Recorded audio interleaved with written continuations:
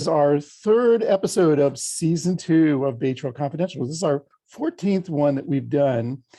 And we're going to be talking about a really special place that I've encountered repeatedly in my adventures on the Bay. But I am joined with my co-host, Ethel Konopka. Ethel, how are you tonight? I'm great. You know, when you said we're in our second season, it just hit me. It's like, wow, it's kind of crazy, right? But we've had such a good time doing this, or at least I have. Yeah, it's like it just giving us an excuse to go to all these great places. Yeah. And then we're joined by Lee Huo of the Bay Trail Project, someone who's making these public places possible for us to visit. How are you tonight, Lee? I'm doing great, Rodney, but I appreciate the accolade, but I always like to emphasize that the Bay Trail is done by a village, a very large village of people. And we're going to be talking about that village. In particularly, there's one place that we visited that we loved, and it has a really interesting history. And some of the people that will be telling us about this, Larry Rosenblum, a volunteer with the Don Edwards Wildlife Refuge. How are you tonight, Larry? See if you can unmute. I'm going to go ahead and actually move to, I'm going to show the Bay Trail cred for everybody when we introduce them. But Larry, are you out there? Yes. Sorry, I was on mute. That's okay. I'm fine. This is what we're going to be doing. We're doing our greetings right now. We're going to have a couple of updates about the Bay Trail, and then we're going to jump in and talk a lot about Don Edwards Wildlife Refuge, a little bit about the Salesforce Transit Center. And then we have a photography contest that is, I don't think there's going to be a lot of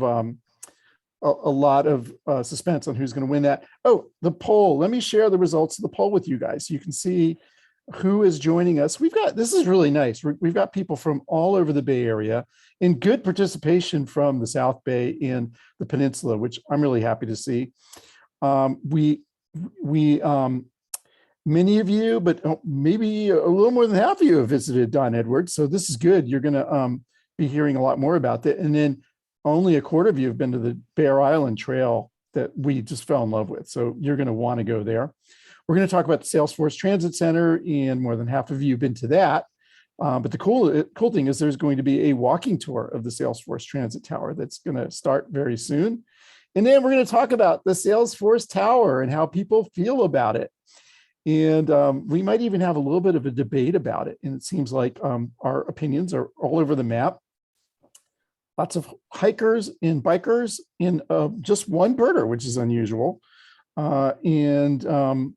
So we'll talk about some of that. Let's go into our Bay Trail cred. So Larry, again, welcome to Bay Trail Confidential. This is where you've been on the Bay Trail. How are you doing tonight? I'm fine, thank you. And good. Rosemary's the birder. Rosemary, you're not alone, I promise you. Such as like Olivia. Now, Olivia, you're with the Don Edwards Wildlife Refuge. And can you tell me your title? Yeah. Hi, everyone. My name is Olivia. I am the interpretive specialist for the San Francisco Bay Wildlife Society. We are the nonprofit friends group of the Don Edwards San Francisco Bay National Wildlife Refuge. And so these places that we're seeing that you've been to on the Bay Trail, most of them are Don Edwards locations. Yes. And we will tell you all about all the different ones. Now, you have behind you, you're joined by Salty, the salt marsh harvest mouse. Yes, my little friend over here. This is Salty's Bay Trail cred. Salty's been to a lot of different places on the Bay Trail. And this is what we always do with the cred. We want to show like, well, what's our experience on the trail? So Salty gets around, maybe not this one mouse, but this is where they are found on the Bay Trail. I'm joined by Tam Tran, who is a fellow San Francisco city guide. Tam, how are you doing tonight? I'm doing great. I'll also add to my intro that I'm a longtime viewer of the show too. So big fan and happy to be a guest. So long-time listener, first-time guest. And also a board member of City Guides as well. Yeah, as are you, Ethel. And City Guides is hosting us tonight. By the way, thank you to everybody who donated to San Francisco City Guides. Ethel, this is your Bay Trail cred, but I think we have some news of you that this may be expanding pretty rapidly in the months ahead. Is that possible? Yeah, I think so, but I think I'm going to hold off on that until next month as a surprise. But I got to tell you, I've got some really serious competition here with Salty, man. That really puts me to shame. Yeah, and he's just a little mouse, you know. I know. Yeah, but he didn't have a problem with his Achilles tendon last year either. So Let's hope not, right? This is Lee's Bay Trail cred, and Lee, I would expect you to have pretty good Bay Trail cred because you've worked for how many years for the Bay Trail project? I just finished my 17th year. I'm almost Wow. afraid to admit that. Congratulations. And the problem is you work so hard that you are not out on the trail as much as you'd like to be. And we're going to try to figure out ways to entice you to the trail. Maybe Always try to get out there. we'll find the places with good Wi-Fi so you can work from the trail. This is my Bay Trail cred. I actually did 100% and then I decided I should start over. So I still got some more places to go to. Oh, I forgot to put in my my Bair Island cred. So I actually have a little more than this.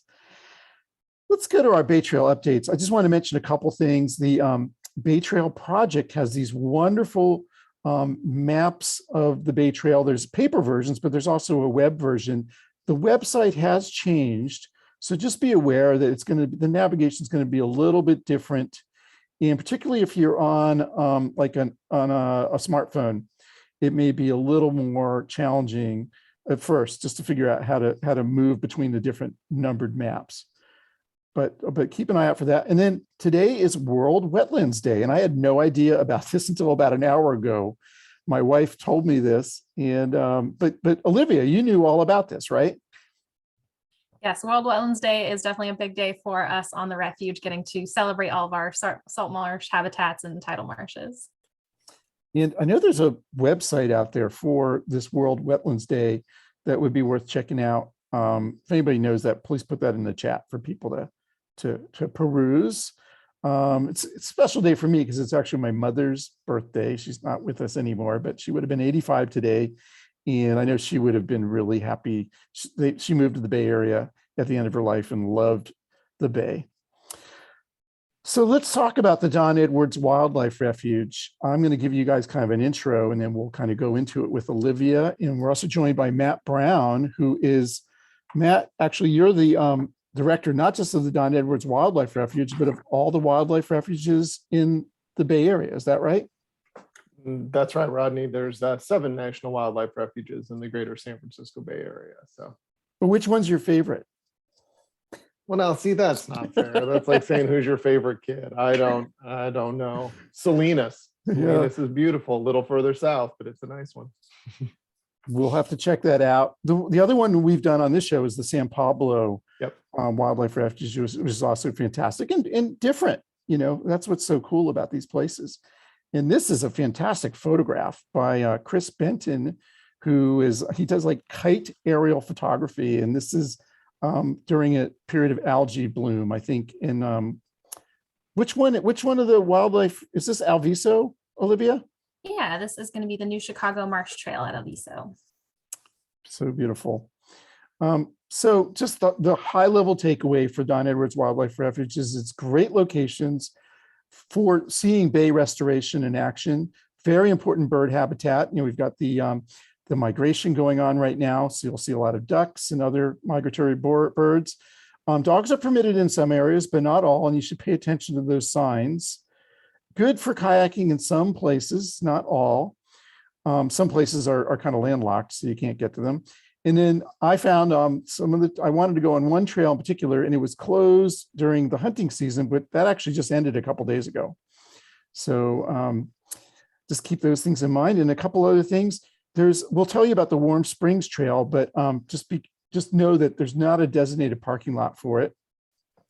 Most of the trails are flat and good for people with any kind of mobility challenge. It'll be nice packed dirt. There'll be a few places where it might be bumpy, but pretty good. Like I particularly like riding my thin tired bike on a lot of the Levee trails.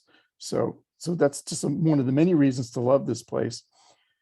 It was created in 1972 and named in 1995 for Congressman Don Edwards. We'll talk about him in a second. And it happens to be the largest and the first urban national wildlife refuge. and over 280 bird species are there every year, and very important this time of year that it's on the Pacific Flyway. Here is Don Edwards, who it's named for. And it was, if you get a chance to read the Wikipedia page for this guy, he was really someone who was a great champion of wildlife refuges and served for over 30 years in Congress representing the Bay Area. So really, really good person, I think. Great that it's named for him.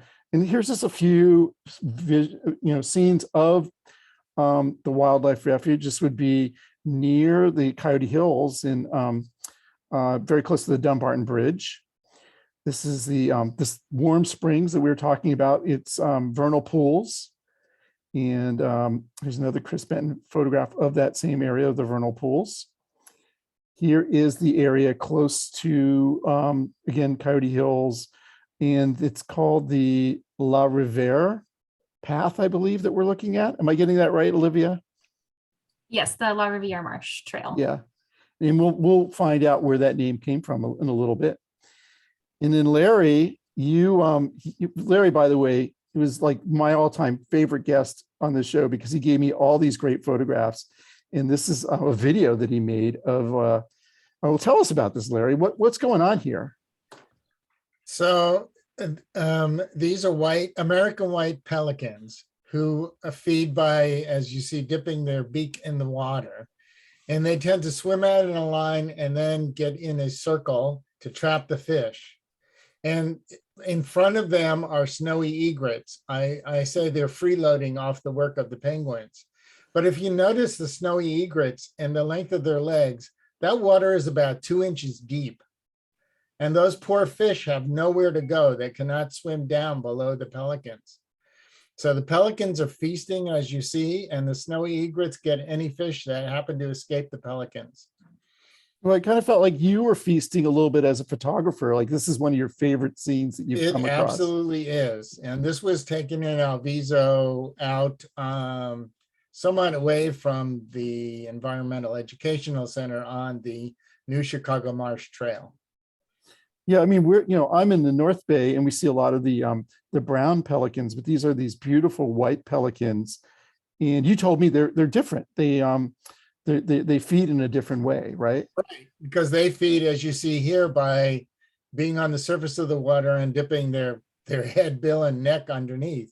Whereas the brown ones are divers. They couldn't dive into 2 inches of water. Yeah, we wouldn't want them to, right? Right. So that's why you see them over the open ocean, over the Golden Gate, where it's very deep. Yeah, and then you as a volunteer do these educational programs for the Don Edwards Refuge. Tell us a little bit about that.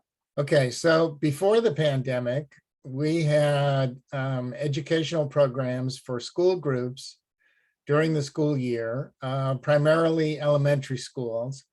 You see here, I think these were fourth graders, and they would come. Somewhere between 30 and 60 children would come for a day with teachers and parent volunteers.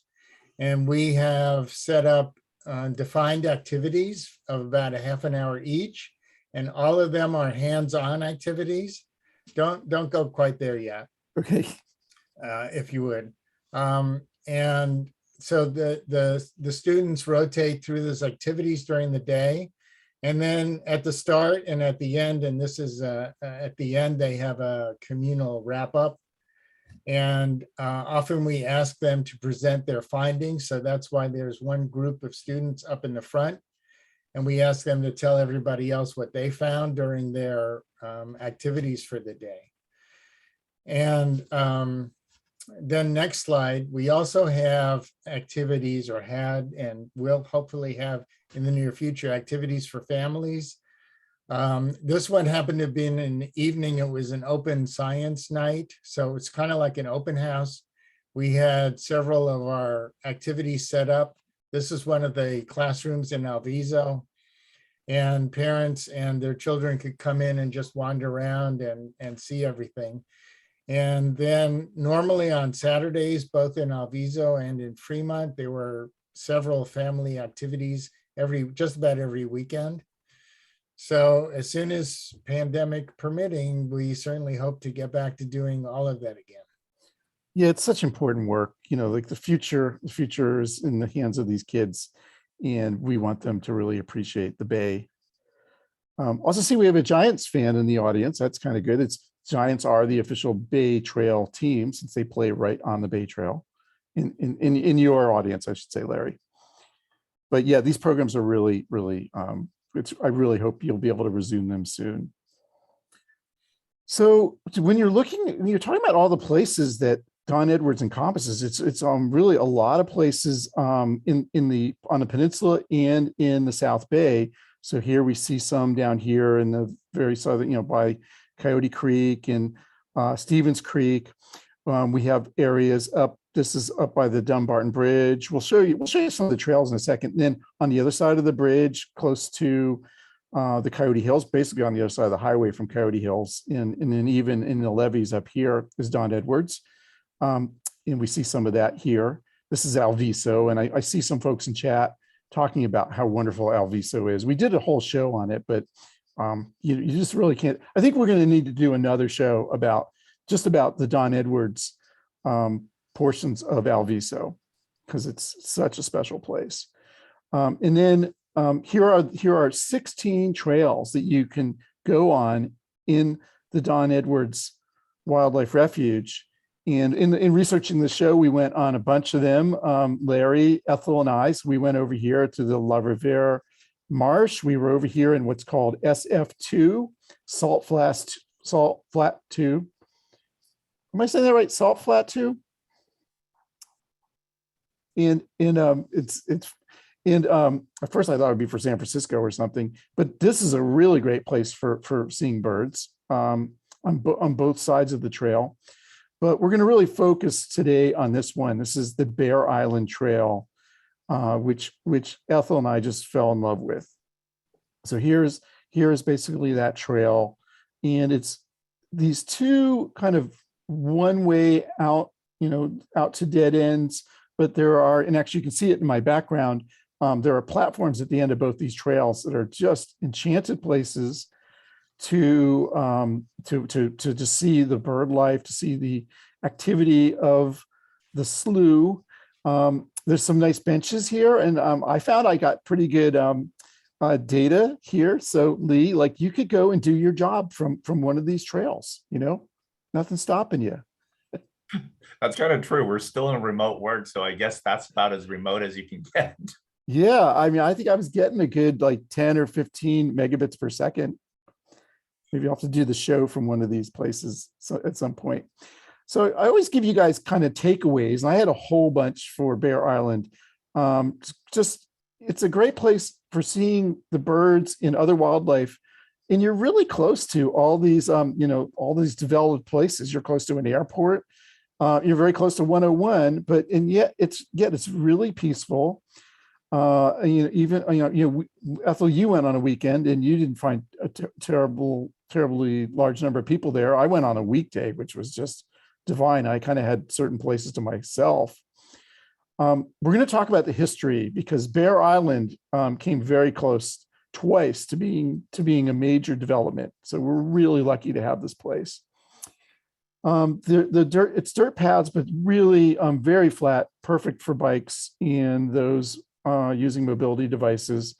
We've got these two elevated platforms, one of which you see in my background. And don't do what I did. I went the first time without my binoculars, and I was seeing all this great bird stuff going on, but I could only, still enjoying it, but I really wanted to see it in more detail. So see if you can get yourself a pair of binoculars before you go.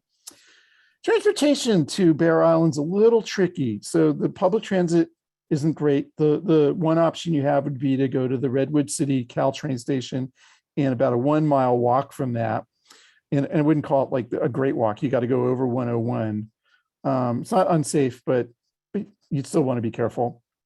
It's pretty good for biking. There's good connections to the Bay Trail from Redwood Shores, and then going south towards the Dumbarton Bridge. So you never have to cross 101. You're always, you're actually on your own on the other side of 101 coming down from Redwood Shores. But I think the key, if you're going to go in a car, it's important to know, like, there's only one place that you can park, but it's a really good parking area. And I just want to make sure you're able to find it. So if you're using Google Maps and you put in Bair Island Trail parking, you will find it. But if you're on Apple Maps, that won't work. You have to put in Bair Island Dog Park. And this will be on my website, so you don't need to remember all this. And I'll show you a little bit. This is, so you take the Whipple Avenue exit. So this is, I'm assuming you're coming from, this is originally done for Ethel. So it shows coming from the north, but you get off here, you cross the highway, and then you follow Whipple turns into Bayshore, which turns into Bair Island Road, and then you will end up at this parking area. And even on a weekend, I didn't find it parked up. So it is a good place to park. For those of you who think there should always be public transportation to get you to these places, I agree, but that's just how it is with this location.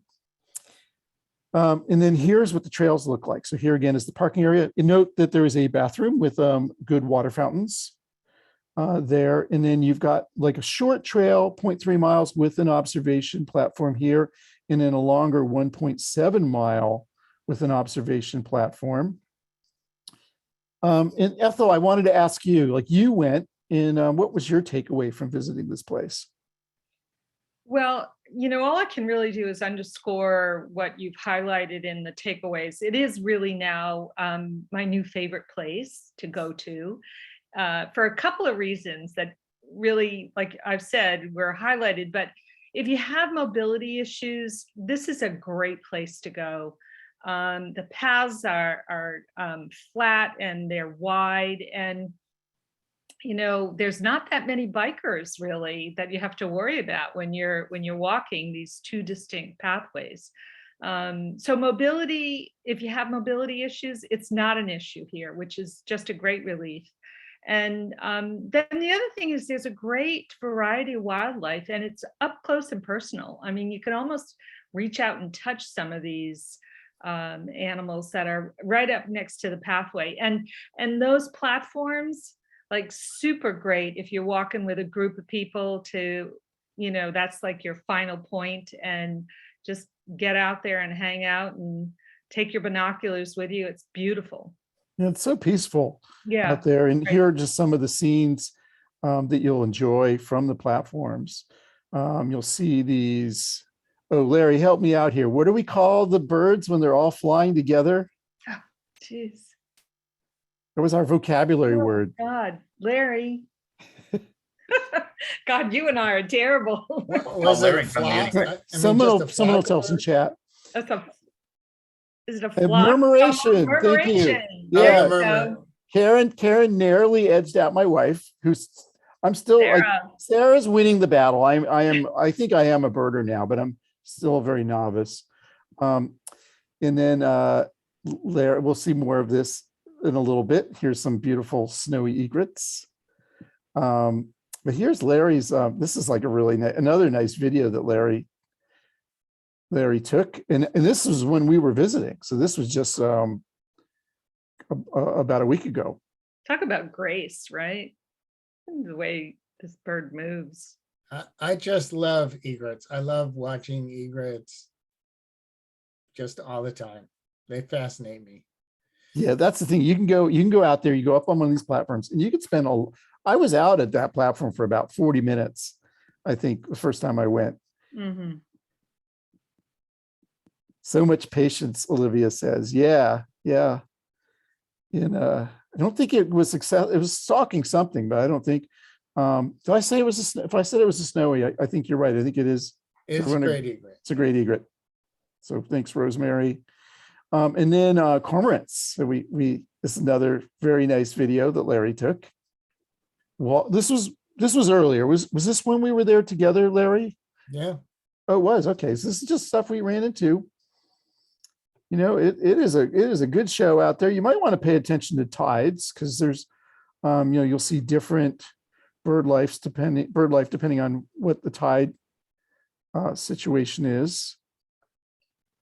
Larry, didn't you actually say, I mean, there's one particular time to go with the tides if you really want to get the best variety of Well, viewing? what we had when we were at SF2 Yeah. is about an hour or two after high tide, because the tide is receding and that the mud flat, the land is being exposed for the first time in 4 or 5 hours.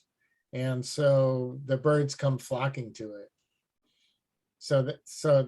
We were very lucky at SF2 in seeing them, because you're walking literally just feet from the shoreline. Yeah, we had Yeah, a lot of aha moments. Yeah, that was really great. So yeah, you're looking for the high, just right after the high tide. And Karen, you put in a tidal website. There's some good apps that will tell you there are tidal apps information. too. Another nice egret picture, Larry. And then this is one of our avocets, right? Yes. And then my wife directed me to a Flickr album of great bird pictures from Bair Island, and Donna Pomeroy took a bunch of these, and I reached out to her. She was very nice when I asked for permission to show these, but some really beautiful pictures. This is yellow legs. Let's see, I should know what this is. Someone will throw it in the chat. I know it's Bufflehead. a bufflehead. I should know that. And then the curlew. The curlew is a really guy. Yes. And the curlew is like definitely you're going to want to go right after high tide to see Mr. Curlew. It's so, when we went, it was so great. You could really understand how all of these different birds can be together and get nourishment because of the length of their beaks, right? The length and the different kind of configuration. Right. And it's a photographer's parrot. You'll often see people with really good photography equipment. They're kind of feasting. Olivia, you want to tell us about this interpretive panel? Yeah, I've got a few out there. This is a great one because it is really going to show all of the species that are out there. And one thing I'll point out is that you can see in this illustration of the avocet, it has that nice orange head. And so in the other photo, it's gray because it'll be gray for the rest of the year. And then during mating season, their feathers will actually turn orange. So it's a good thing to kind of look out for because they might look different depending on what season it is as well. But the illustrations are great. Yeah. So there's lots of good. Bair Island has a lot of good interpretive panels. Here's a bufflehead that Larry took. I think that's also from when we were visiting. Oh, so now we want to go into this is the amazing thing. So you go to a place like Bair Island, and I got really excited about it. And I'm telling people, like, you could make a very strong argument that this is the nicest place on the entire bay. Now we can, at some point on the show, we'll probably want to have a big fight over what is the best place on the bay, and we won't agree. But this one, really, you could make a strong argument. But I had no idea that it came very close to being developed. And you can see what the development would have looked like, because just to the north is Redwood Shores, totally developed. And just to the south is a Bair Island development. So this would not have been what it is today. And this man, Ralph Nobles, in the early 1960s began really his activism to save Bair Island. And here's a quote from him that I really liked. He said, "The main reason we like to live in the Bay Area is the bay. That's what makes it a special place. The wetlands are at the base of the food chain. They are the lungs of the bay. Without them, the bay would become basically a cesspool." And, in his lifetime, that's what was happening. And he was going to stop it. So he started an organization called the Friends of Redwood City. And I'm going to direct you to a video, and actually I'm showing some of the footage you're seeing is going to come from the video done by a guy named Sam High. It's a 7-minute video, and I highly recommend you watch it because it tells this story, although we're going to tell you some about it, some of that here. And then Florence La Riviere, the woman who the marsh on the other side of the Dumbarton Bridge is named after, she founded the Citizens Committee to Complete the Refuge, which also worked hard to save Bair Island. And Olivia, why don't you tell us the story about what these and other activists did to save this place? Thanks, Rodney. Yeah, it's a really incredible story. And, it's one of those things we wish we could talk about it for probably 3 hours and never get through all of it. But yes, like you said, Florence Olivier and the Citizens Committee to Complete the Refuge were able to set aside the land in the South Bay as part of the refuge in 1972. And then later in the late 1970s, early 1980s, the fight for Bair Island really becomes part of this national stage. And so Ralph Nobles and his wife, Carolyn Nobles, were kind of doing the same thing that Florence was doing, where she was saying, hey, there's raw sewage and garbage being dumped into the bay. We need to do something in order to protect this. And they saw their chance with a rezoning of the area of Bair Island. They were trying to pass it in Redwood City to rezone for housing, and they knew that that was a good chance to kind of get their foot in the door. So they were able to have a successful referendum of that vote so that they were able to stop that development proposal. But this took a long time. This is a lot of perseverance. This is a lot of work, a lot of networking and lobbying. Florence and her committee came in to help out as well. And the video does a great job of explaining this, but they were actually able to contact the landowners in Japan through some really incredible channels. And it really just was a great story of people coming together. These are everyday people, everyday occupations, just like all of us, that were able to use their voice in order to do this. But this was a long and arduous process. They had to secure the funding to actually purchase the land. A lot of different organizations came in. And then once that, they actually had to raise the money to also restore it. This was former salt pond areas that had been cut off from the bay. There's a lot of land movement that had to happen in order to let the tide back in to help slowly restore that. And thankfully, the end result is that we have over 3,000 acres of beautiful tidal marsh. There's some very important sloughs in that area that are for harbor seals, leopard sharks, all sorts of very cool animal species that now call Bair Island home. And that's all because of the work that Ralph and Carolyn Nobles and Florence Riviere were able to do for the community. So it's a pretty incredible story. Thanks, Olivia. It's just such an interesting experience to go and say, wow, I love this place. And then to find out, oh, this was all going to be turned into something completely different with none of this wilderness. So we have to celebrate what these people accomplished. Here's Friends of Redwood City. There is, if you go on the trail, you'll see a kind of a plaque which is being held by, I believe, a seal. That salutes Carolyn and Ralph Nobles. They're no longer with us. I think he died a few years ago, but what a legacy. And he was actually a nuclear physicist. So, he had done some very different things in his career, and he just really wanted to protect this place. And there were lots of people involved in this. If I can just jump in there, I think it also just really speaks to underscore the importance of grassroots organizations, right?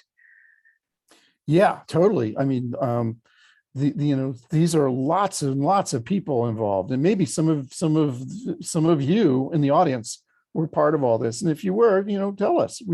We salute you for this, because this is our legacy, right? This is something so many people will enjoy in the future. And Ethel, me, many others are enjoying it now. And I had not experienced it until we started working on this show. And then this is like a view of kind of the beginning of the path. And it does have these power lines, which actually had a lot of cormorants on them when we were there. And then I thought I'd show, these are just some of the scenes from that video that Sam High did. It's part of that 7-minute video, which has people talking about this whole history. But I did want to, I know there's been some addressing of the question in chat about kayak access in this area. You definitely see people kayaking there, and it's really, really, I'm hoping I can do that someday. So who wants to jump in and tell us, like, if you want to go in a kayak, where would you set in?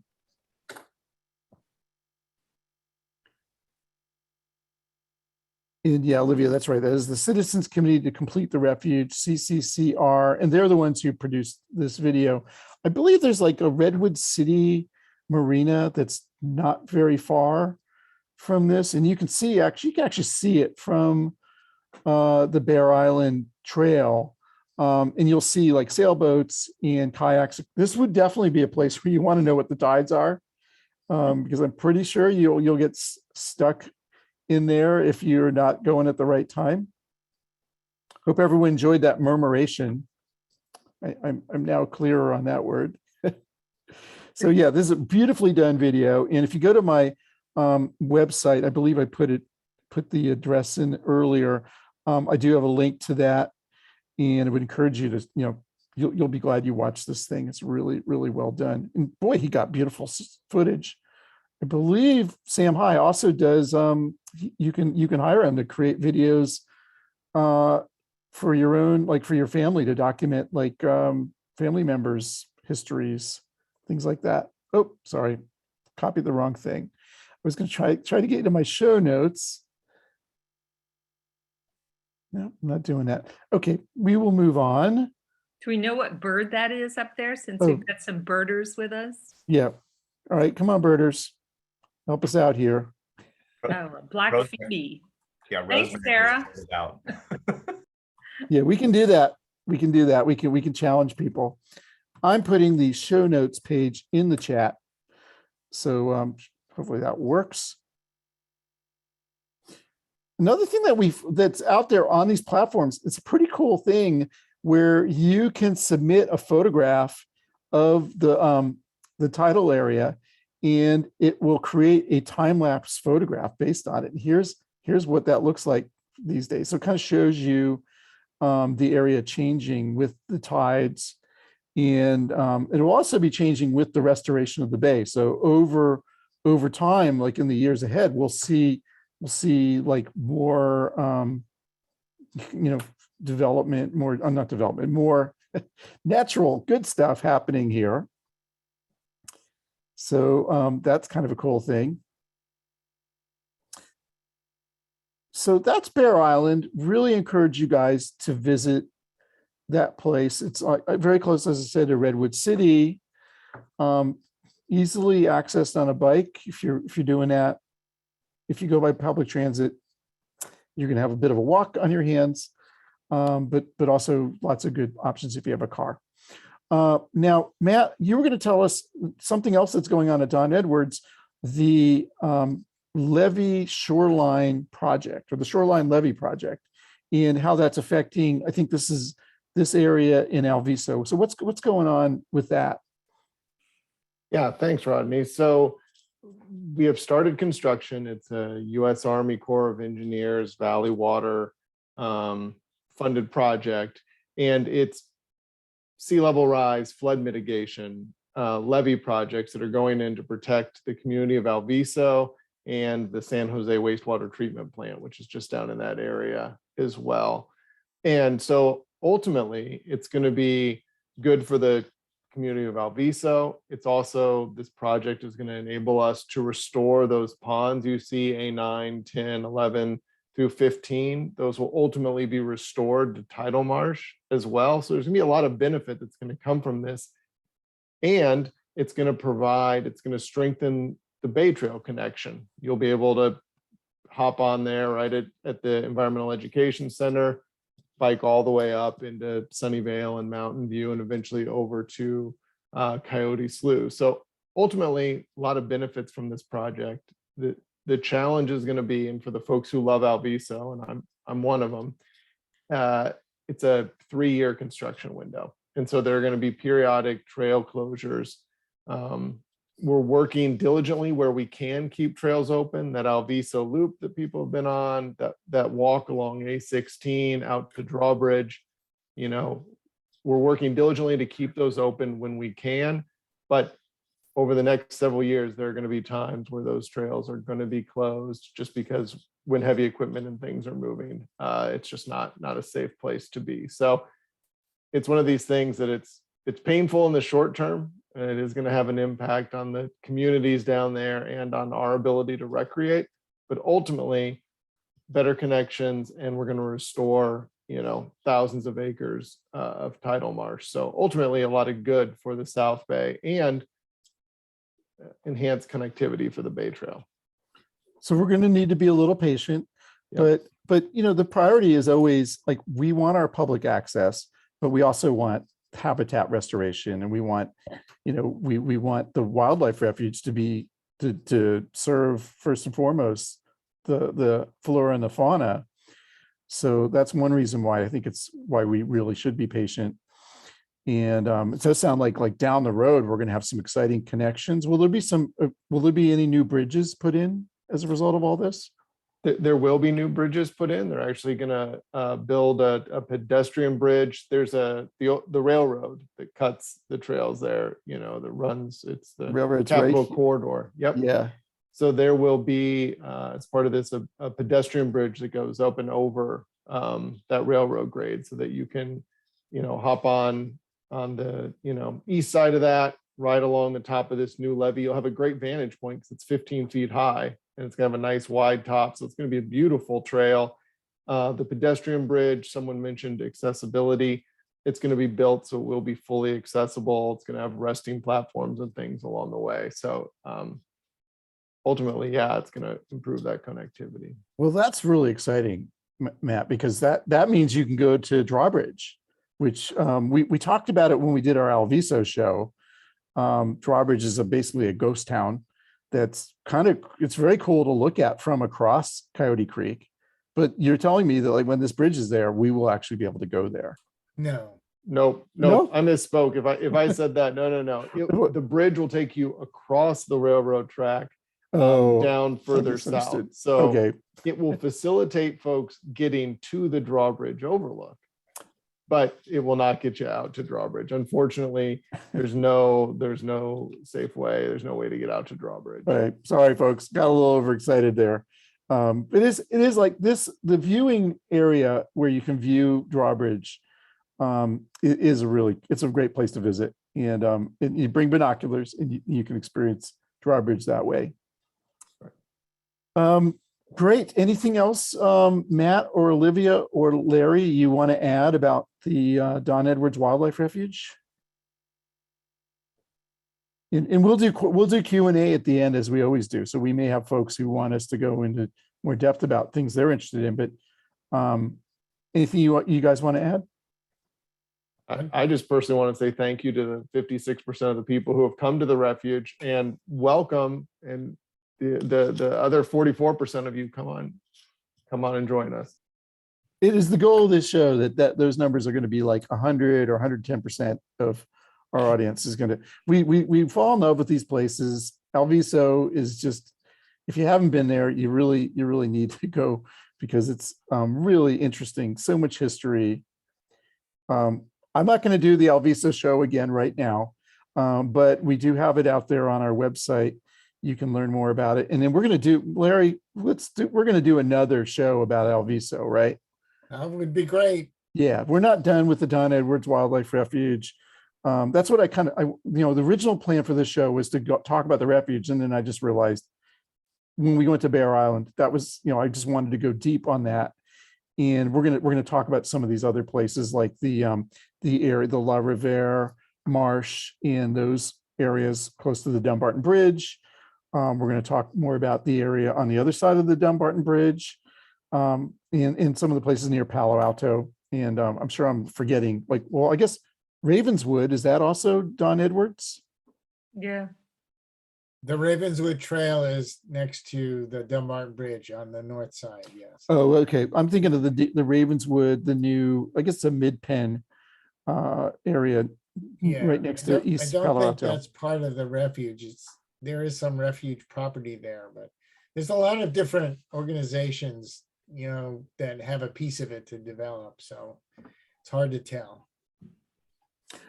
Seeing a chat comment from David that I agree with, which is, yeah, it would be really nice to have a higher platform in the viewing area for Drawbridge. I don't know, maybe some fundraising needs to happen or something, but that's a pretty cool idea that you would get a better view from across the Coyote Creek. Rodney, what I tell people to do is go to Google Earth on either on a mobile device or using the Chrome or a Chrome-based browser on a PC, and just type in Drawbridge, and you see it, literally a satellite view of what's there today. Yeah, it's a fascinating place, and it's a cool thing to read about too. So maybe we'll do more on Drawbridge at some point in the future. Do you want to move on to well, first of all, I want to leave you guys with a couple places to check out. These are the show notes. I put that into chat, which has links to like that video and lots of other stuff. Here's a place for Don Edwards information. And I'm going to add all that to my website also, so that you just have a place to go and to easily see some of these things in more detail. But Olivia, Larry, Matt, I really thank you guys for coming on Bay Trail Confidential. Hope you can stick around. We'll do Q&A at the end if you have time. And really appreciate the work you guys do. It's a very special place. That Ethel and I and Lee too, right? We all love this place.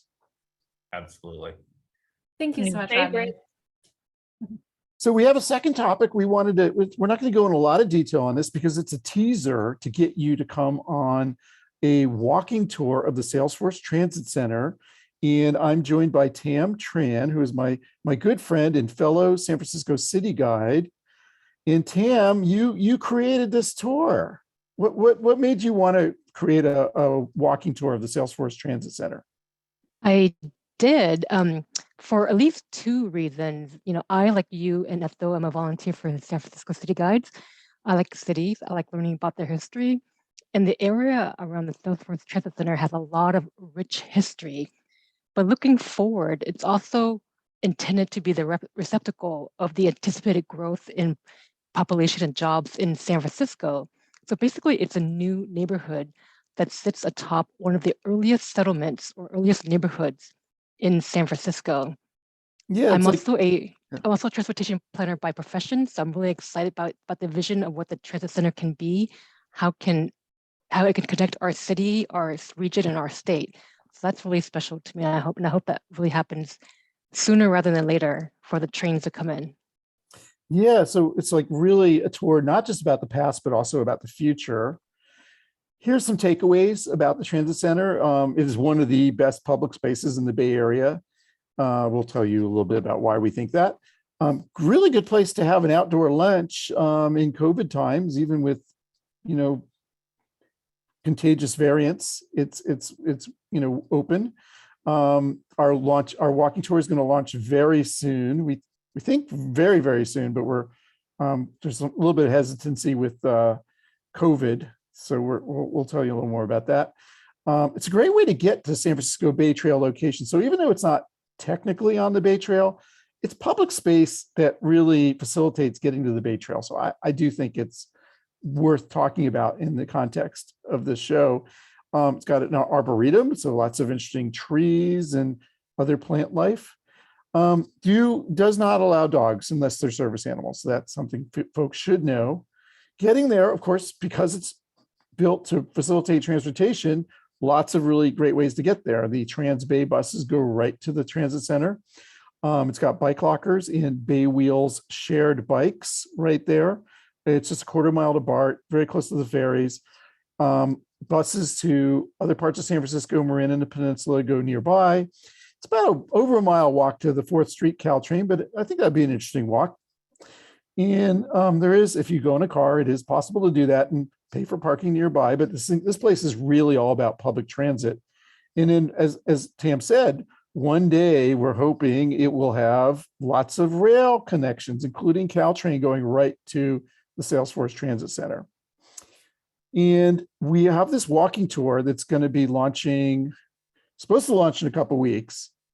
But we can't promise that because, as I said, we're hearing about some concern about COVID that may possibly delay it or alter it.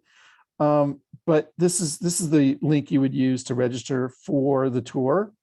And you could just go ahead and do that if you want.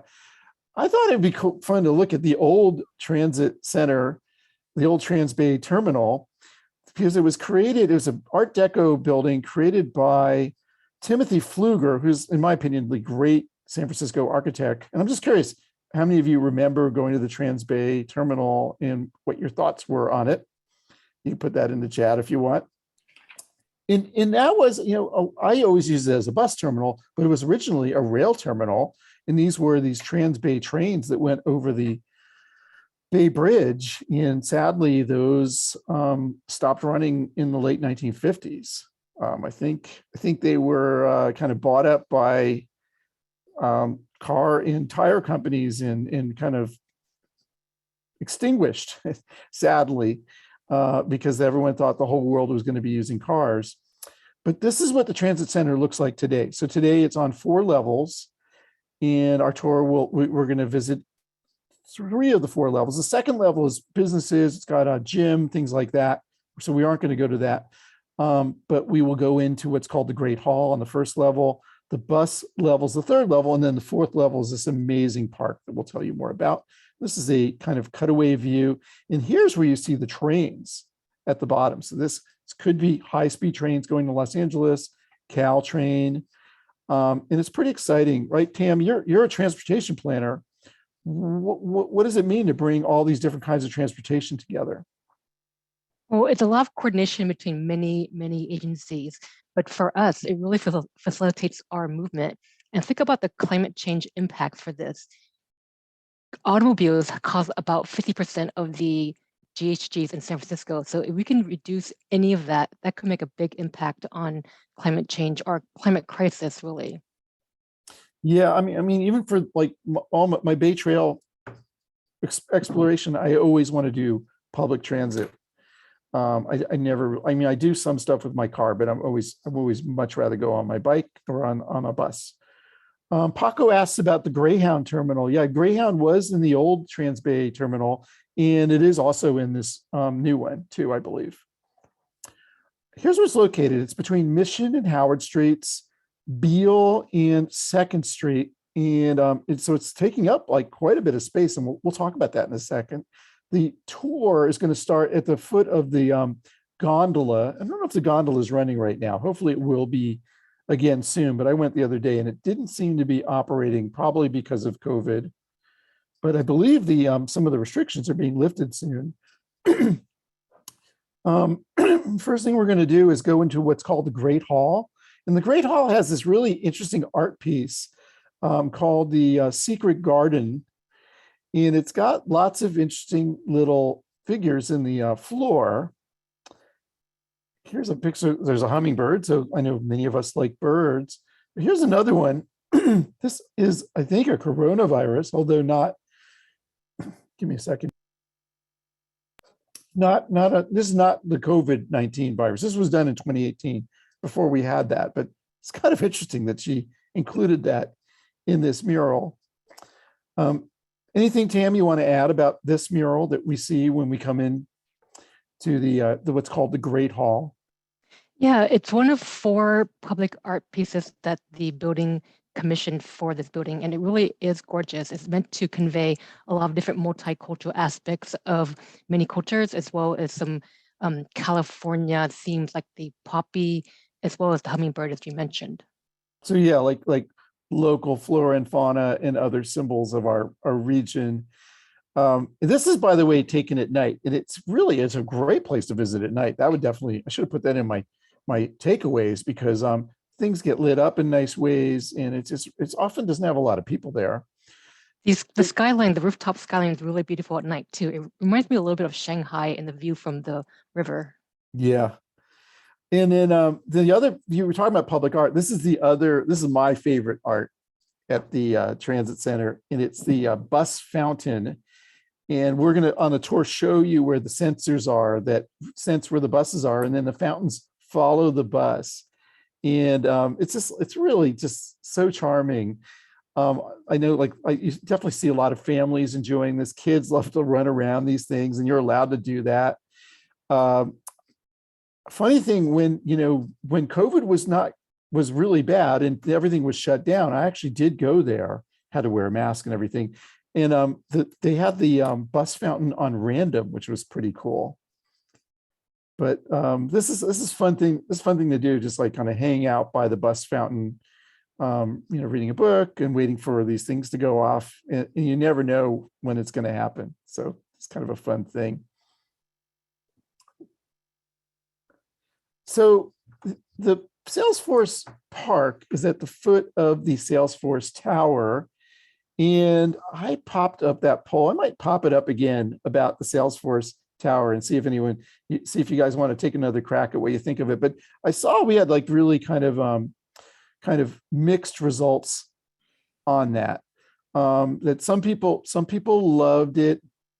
Most people were kind of in the meh middle category, and a couple of you really didn't like it. But let me ask you, Tam, like what is your thinking about the Salesforce Tower? For something that's supposed to be the visual centerpiece of the San Francisco skyline, the iconic skyscraper of our downtown, it's generic. It's not awful, it's not terrible, it's just not interesting. It's also not unique because the architect has built similar towers from around the world. So I think it was a safe middle of the road choice for San Francisco. I just thought we deserved something more interesting, daring, and bold. Yeah, you pointed out that is this Shanghai or Hong Kong. It's Hong Kong, and so the same architect Pelly, right? He did a very similar building in Hong Kong, and so to you it's not that distinctive. But I'll tell you, I've kind of grown to like the Salesforce Tower, and I'm going to defend it. I really like it at night because I think what they've done is they've really kind of taken advantage of it being an object. And some people call it like the lava lamp of San Francisco. And I think it's just a fun thing to look at. It fills in the skyline. I kind of enjoy the view of it, particularly coming from the kind of northwest part. So like I was riding my bike from the Fillmore, and it was just kind of fun to see like these shapes and the colors at the top of this building. And then I live in the East Bay, and I can see the building from my house. And the other, like not long ago, I was looking at it. I was actually on the phone with you, Tam. We were talking about this show, and I said, wow, it's like all red. Like it's a very interesting color. It turned out that was for the 49ers. But I just kind of like the fact that it's like this dynamic object that we can see from a lot of different places. And what we're going to do on the tour is we're going to ask people to share their thoughts about the Salesforce Tower. So because this is not something that folks have to agree on, you know, we can have these debates about, is it a good tower? Is it a bad tower? I'm going to end the poll and share the results with you guys. So you can see it's still, we have most of the people in the middle, but maybe a couple people, I convinced a couple people to really love it with me. I don't know. You know, the older buildings were all boxes. So to me, it's at least not a box anymore. Let me ask you this, Tam, like which is better, the B of A building or the Salesforce Tower? Which do you like better? Oh, that's painful. I don't like either of them. I know. But the funny thing is the Transamerica Pyramid, I believe initially it was also not popular when it went in. And then people got used to it and said, yeah, this is pretty cool, you know? True. That is very true.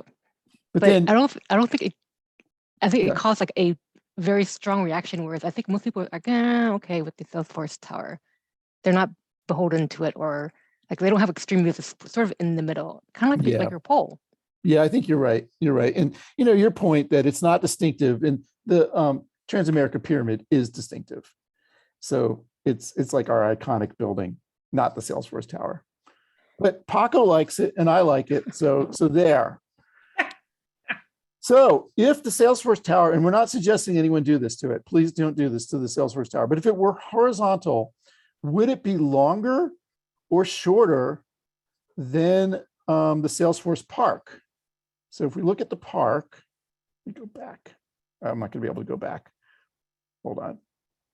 Rodney, this is an interesting fact, though, and not disputing anyone's opinion on this, because I feel like buildings are seen as art, and art is always controversial, and it's eye of the beholder type of situation.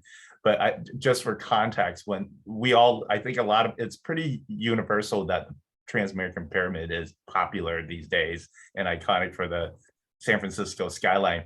But according to some articles I've read in the past, the pyramid actually, when it was first installed, was not well liked. Actually, it was actually considered almost too iconic. So it just kind of tells you how tastes and change over time and how it varies.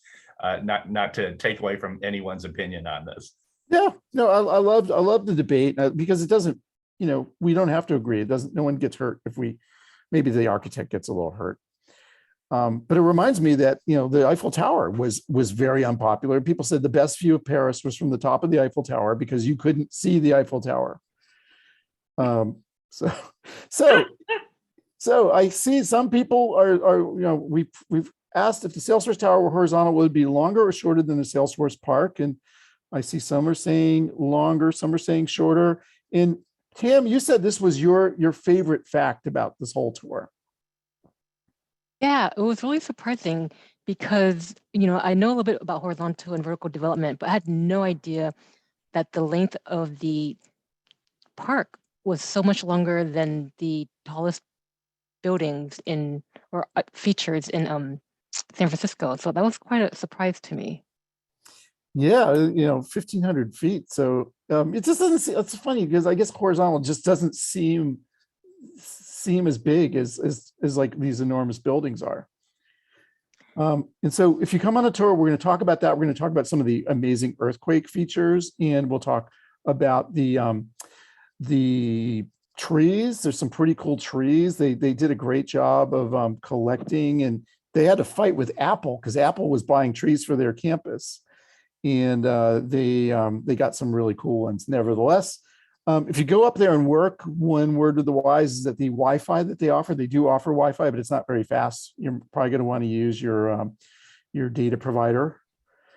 And then the other thing I love about the park is you've got this really great view of 140 Montgomery, known as the Pacific Telephone Building, which I consider the most beautiful building in San Francisco. It's so much fun to look at. In that building, it just so happens, is in this mural by Diego Rivera that's at SF MoMA right now. And you can see this mural for free. So what I want to do at the end of my tour, if people have time, we will walk over to SF MoMA and take a look at this mural. And in the mural, you'll see, oh, I didn't fix that. It should be 140 Montgomery. You can see 140 Montgomery, and you can see Timothy Pfluger. I mentioned him before as the guy who built the original Transbay Terminal. He built many buildings in San Francisco, including 140 Montgomery, the Pacific Telephone Building. And this is 450 Sutter, where all those dentists are in San Francisco. Another beautiful Art Deco building. He did the Castro Theater. And there's so many great stories you can tell about this mural. So that's going to be one of the things I'm going to do with my tours. It's going to be a bonus thing. You don't have to do it. The tour is going to last an hour and a half, but if you have a little extra time, we're going to take you over to SF MoMA to see this amazing mural. Anything to add to all that, Tam? No, you did a great job covering the tour. Well, and Tam, you are supposed to do the very first tour, although I guess we still don't know what exactly is going to happen, right? Yeah, we're trying to iron things out. We want to do a soft launch mid-month, but that's all TBD at this point. Just TBD. I will probably have updates on this in my Friday email, so pay attention to that. We are really hoping to launch this thing, soft launch it. We may have to do something where we just stay in outdoor areas and not spend time in like the Great Hall, things like that. All right, well, let's move on to, first of all, we always have our Serena selection because Serena provides the Bay Trail map cards that the winner of our photography contest gets. In her place this month is the Corte Madera Marsh, which is just south of the Richmond-San Rafael Bridge. Very, very, close to Larkspur would be here, about 6 miles from Sausalito. Great place to visit. She says it's wonderful for bird life. And she sends out these Bay Trail map cards, which you guys know, like they show all the places the Bay Trail goes. It's really cool. And we have been doing these photography contests, and I didn't really push it as hard maybe as I should have this month, but we did get one really, really good entry. And so I'm going to give you guys a chance to vote on the winner of the photography contest. And we will award the Bay Trail map cards to whoever wins. This is going to be like probably how the elections of the future may play out if we don't do a better job of defending our democracy. Rodney, what was your theme? What was my theme? Well, this was just kind of open. This was like a Okay. general thing, but then it was submitted, and then we did the we kind of after this was submitted, I came up with the King Tides theme. But this is the Richmond San Rafael Bridge and a really, really interesting view of it. By the way, this is the bridge we are trying to protect and maintain our bicycle pedestrian access on. All right, so I'm going to give 5 more seconds to participate in the poll.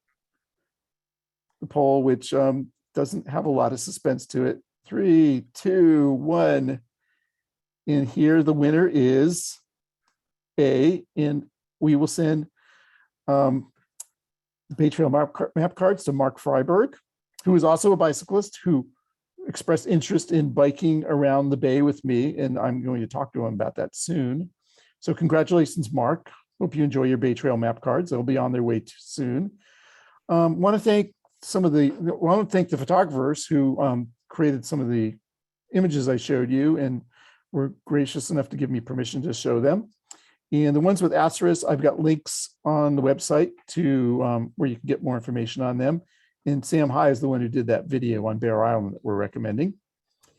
So as we always do, here is our closing song, but we're going to stick around and do Q&A. Until we meet again, happy trails to you. Keep smiling until then. Who cares about the clouds if we're together?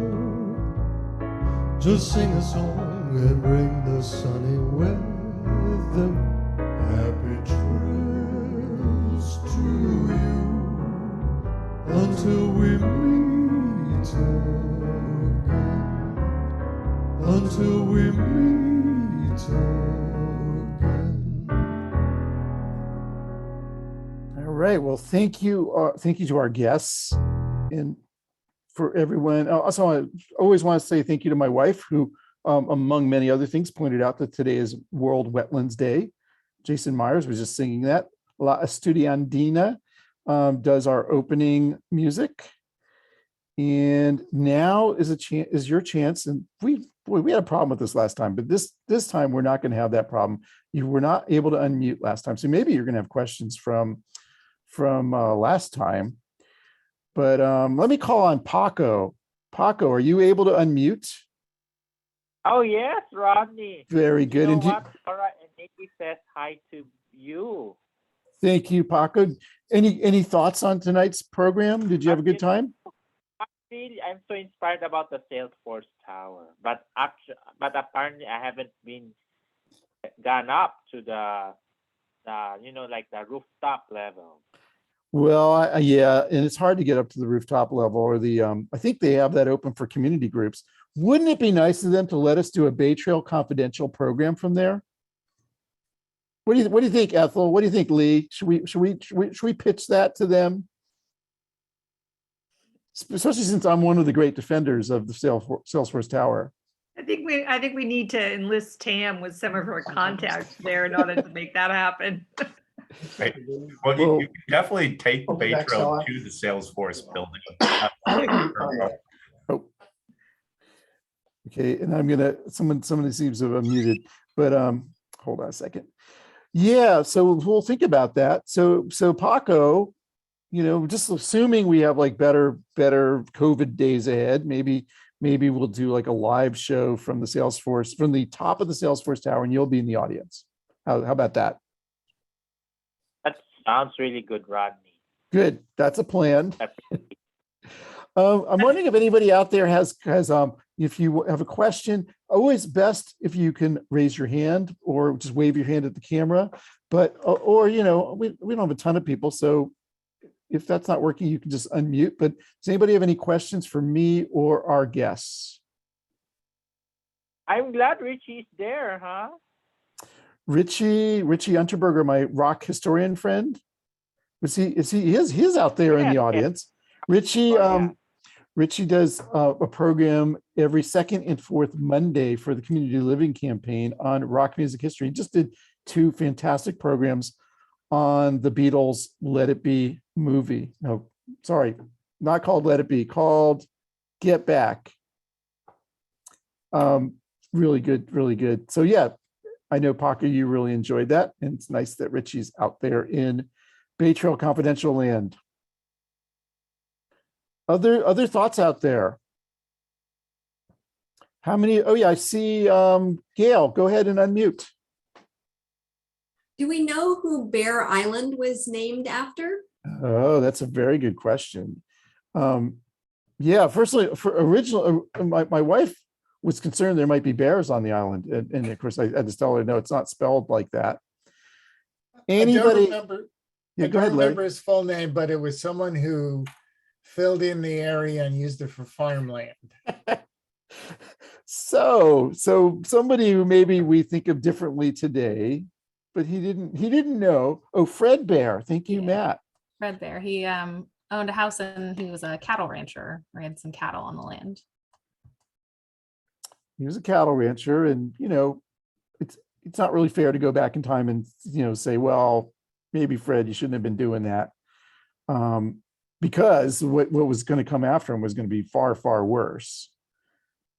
And we really owe the Mr. and Mrs. Nobles and Mrs. La Rivere and other activists for their hard work in saving that. Other thoughts out there? Who is planning to go to Bear? Who have we convinced to go to Bear Island? Hopefully some of you will be out there sometime. I'm definitely going back. My father is in a senior facility not too far from there, so it's kind of a good excuse for me to do that. You see, Tom is going. Good for you, Tom. Tom is someone who I've biked with. He helped me bike around the bay in August. Susan is going, whoever Susan is. Gail's going. Good. That's, I have to tell you, one of the nicest things to hear from people who listen to the show is when people tell me, yes, you've convinced me I'm going to go to some of these places, or I went and I had a really good time.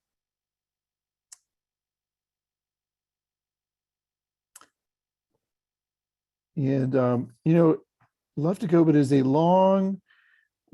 is long if you're going on public transit. That could be long, although it's not a terrible walk from Caltrain. Be like a 20-minute walk from Caltrain to and from. It actually gets you, if you go from Caltrain, you'll actually be closer to the far platform. You don't enter the trail in the same place, for whatever that's worth. Cool. Other thoughts out there?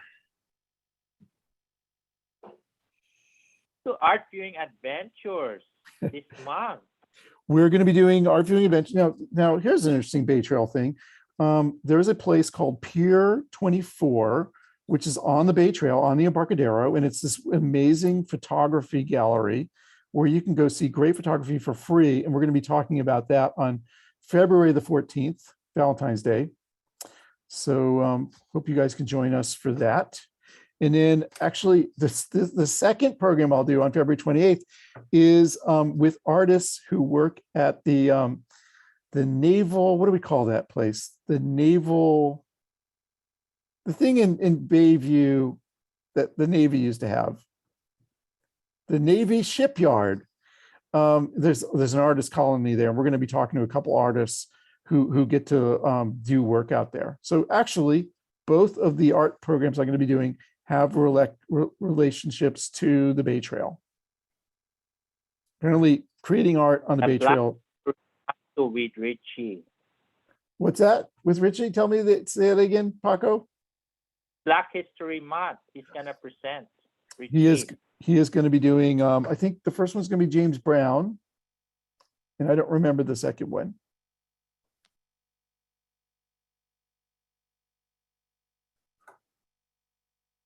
Cool. Well, if there are no other questions, I just want to thank you guys for tuning in, and we will be back.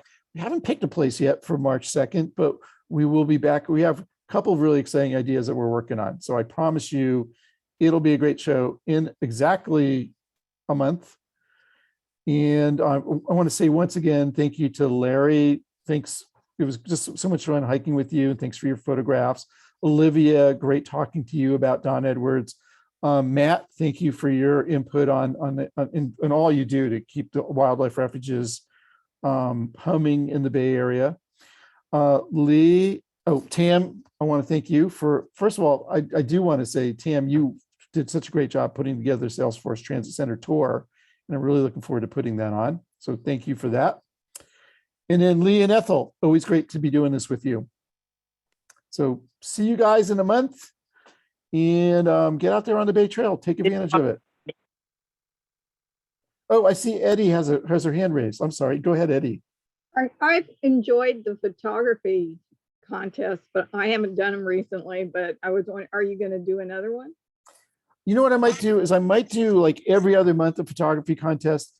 And then maybe I want to get you guys to help me with these taquerias, like help me rating the taquerias.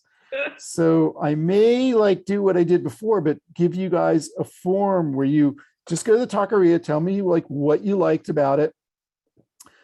I'll be honest with you. I'm going to taquerias every time I go out on the Bay Trail, and the bad taquerias are few and very far between. These are amazing places. Like the food trucks, the taco trucks are excellent. So it's not going to really be like, this is a great one, this is a terrible one, but they're, they often have different, like you'll ask them like, what's their best taco? And they'll tell you, oh, we're all about carnitas. We're all about la lengua or something like that. So it's not going to be like separating them, who's good and who's bad, but just like more information about them. I think this is just Rodney's insidious way to crowdsource where all the taquerias are, so we can visit all of them. I've got to start keeping numbers. I've been to probably 15 so far, and I'd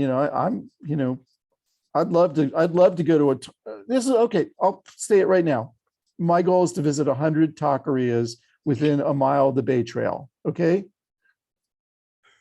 I can't wait to see the guidebook you create for that one. Yeah, it'll be the 100 taqueria challenge, and we'll see what that does to my health. You're going to have to do more biking. And maybe some of you others will follow in my footsteps and my taqueria steps. And yeah, this is why I'm doing all this biking, right? So you can eat whatever you want, whenever you want. But I rarely leave one of these taquerias disappointed, and I'm often just really impressed by people really, this is their family cooking, and they take a lot of pride in the food they serve. I'm sure that's true for a lot of other ethnic cuisines also, but the thing, like the taquerias are just ubiquitous in the Bay Area, so that's the one I'm going to focus on, I think. So Eddie, thanks for asking about that. Let's think about, there'll be a photography contest in 2 months. I will pick a theme that's probably an easy theme, so we get more entries. And let's go back to it because it's kind of fun to, it's a fun way to recognize the photographers. Mark's photograph today was really great, and I'm really grateful to everybody. And Eddie, I know you've submitted some great photographs, so thanks to everybody who has.